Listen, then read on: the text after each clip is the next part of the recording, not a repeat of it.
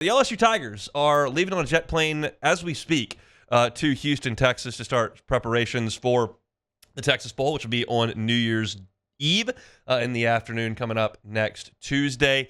They'll play the Baylor Bears, who are winners of 6 in a row. And I think maybe the most interesting talking point here from an LSU perspective is the offensive line.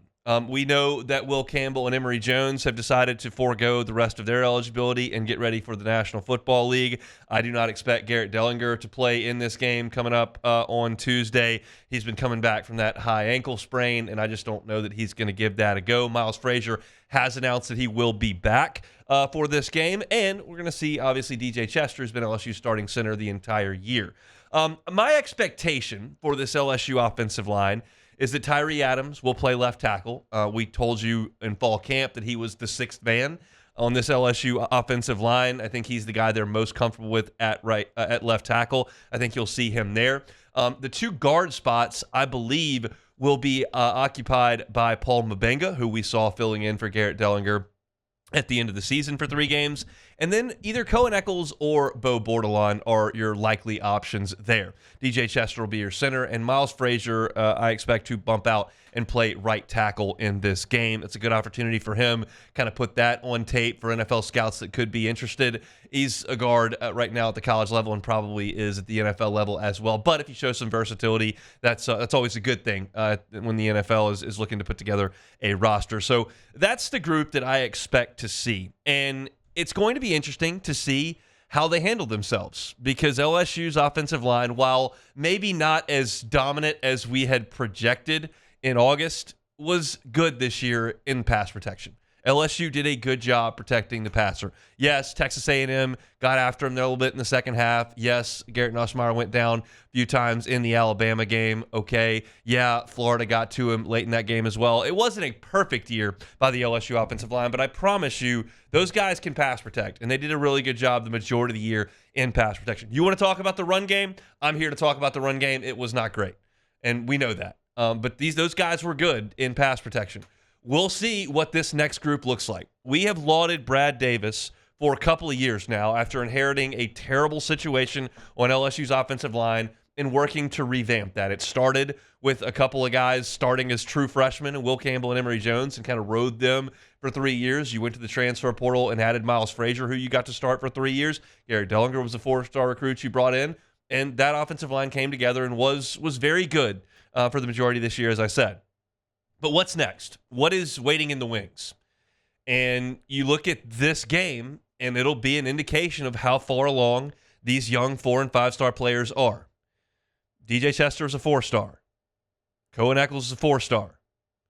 Talk about Paul Mabenga, 4-star. Tyree Adams, 4-star.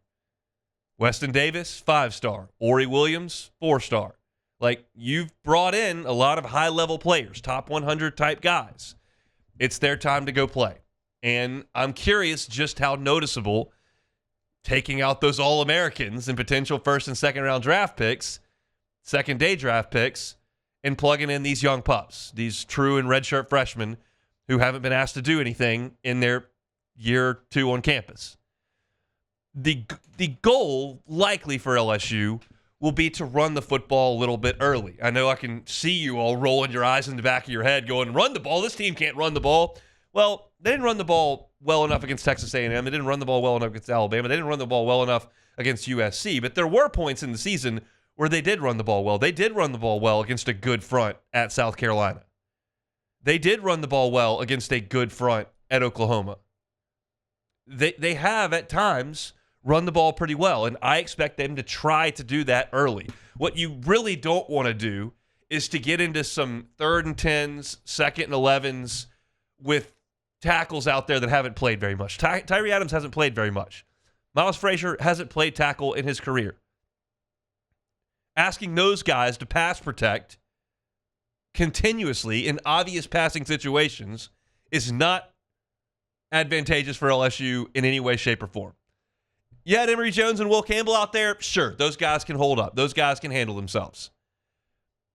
I don't want that situation to present itself with these guys, especially early in the game. I expect LSU to run the ball early and often, and that is something that has worked against Baylor this year.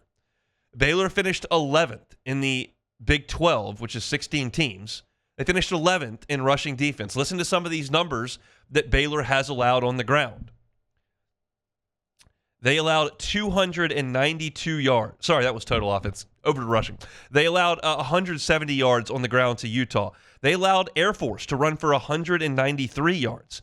They allowed Iowa State to run for 265. They allowed Texas Tech to run for $150. West Virginia ran it for 262 yards on this Baylor team. And then just in the season finale against Kansas, the Jayhawks ran for 211 yards. Caden Durham is got to be, I haven't talked to Caden, but he's got to be as healthy as he's been since he got hurt in that game. Who was that against? He got hurt in the last non-conference game. Was it South Alabama? Against South Alabama. That is correct. He dislocated those toes, and he didn't miss a lot of time, but he had an insert put into his shoe, and he got run down from behind a couple times. Like, I don't think Caden Durham was 100% healthy. And I don't know if he's 100% healthy this week, but you got to think having a month off can only help. And so I think Caden Durham should be as healthy as he's been. You'll get Josh Williams fighting as hard as he's fought for these 6 years. And I would expect LSU to come out and try to run the ball at Baylor. And if they can do that, everything kind of falls into place and you should be efficient. If they can't, that could be an issue with those young pups trying to pass protect. Now, Garrett Nussmeier's, got a good head on his shoulders, and he can get the ball out as quickly as just about anybody in college football. There was a point in the midway point of the season where Garrett Nussmeier was second in the country in time it took to get the ball out of his hand. I mean, it was coming out quickly. But you don't have Kyron Lacey, and you don't have C.J. Daniels, and you don't have Mason Taylor. So you're trying to work in a fresh group of wide receivers that haven't played as much at the spots they're going to be playing in, led by Xavier Thomas and Aaron Anderson and, of course, Chris Hilton.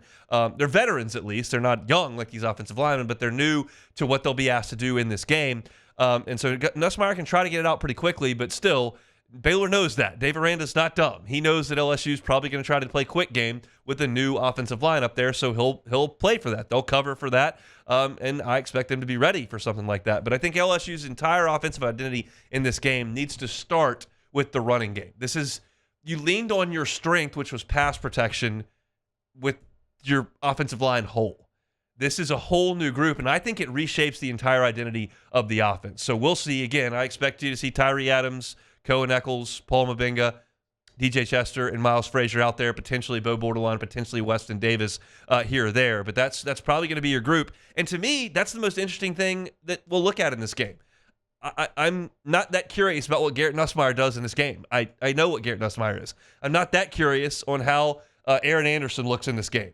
I'm not that curious about what Whit Weeks looks like out there, or how well that Braden Swinson gets after the passer. Like that, these things, I know these things. We're already kind of looking for 2025. And the way that we've shaped the college football calendar now, where we tell players, hey, in December, you get out of Dodge, like the team that played for 12 games no longer really exists, it all kind of starts pointing to next year if you're not in the playoff. So for me, I'm starting to look at these offensive linemen. LSU has gone and added Braylon Moore, and he'll be very likely your starting center next year. And they're not done in the portal. They will get a tackle in the transfer portal. I can assure you of that. But these are the guys that they've developed in the pipeline. That's part of developing a really good football program, is developing the high school ranks. They're going to be up in this game against the Baylor front that's not that great. I went through Baylor as a whole a couple of weeks ago, right when the game was announced, and their offensive numbers are significantly better than their defensive numbers thus far. It's not a great defense, so LSU's not going into a pressure cooker here. You're facing a pretty average unit. I'm very curious to see how the LSU offensive linemen hold up in the game coming up on Tuesday. Hey, thanks for watching Hunt on LSU. Before you get out of here, do us a couple of favors. Hit that like button. Leave your comments below and subscribe to the channel for all your Fighting Tiger football talk. See you next time.